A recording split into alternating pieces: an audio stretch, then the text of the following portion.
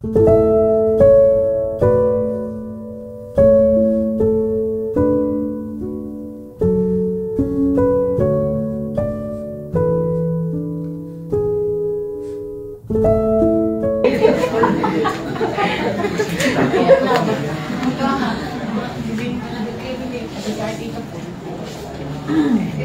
taon na ito kasi,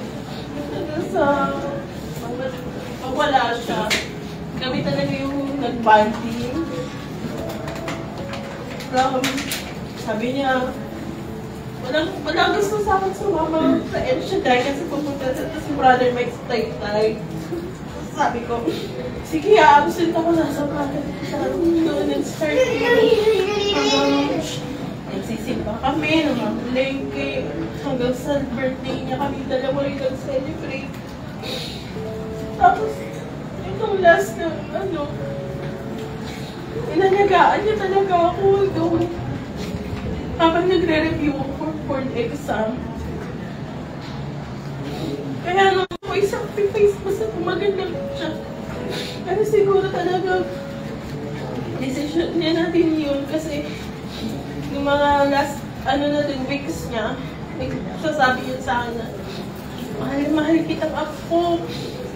Salamat sa lahat. Kumano na siya, may ibibilin ako ha. Pero may nakontra ko, sabi ko, bakit ka ba magbibilin? Kung buhay ka pa, tatagpil ka pa. Siguro yung moment na hindi ko malilimutan is yung nagkasakit na siya, nakalabas na siya ng ospital. Sabi niya sa akin, sabi ko, bakit ko ginigising si Lord? Sabi ko, kaya biniro ko na lang na, ayun, katabi mo si Lord, pulo yung anak mo. Ibibiro ka kami. Tapos nun, kaya may bigla siyang kumagulkul. Ang sabi niya, bakit ganyan yung mga tao ang sumasakay? Sabi ko, mamahayaan na natin sila kasi decision natin. Kaya sana po sa lahat ng nandito,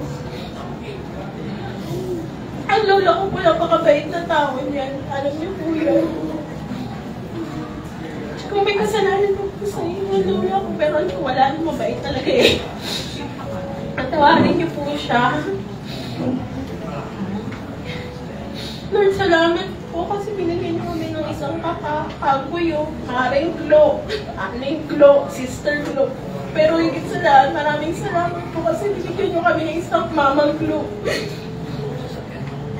Huwag ka mag-alala mama kasi alam ko kahit kinontra ko yung mga feeling mo, memorize ko na yun matagal na. Sa Tito Paul ko, Tita Kati, kay Mami, alam ko kung gaano kayo pagmahal ni Makulo. Sana lagi niyo tatandaan yan. Magmahalan kayong tatlo. Yan ang gusto niya. Thank you.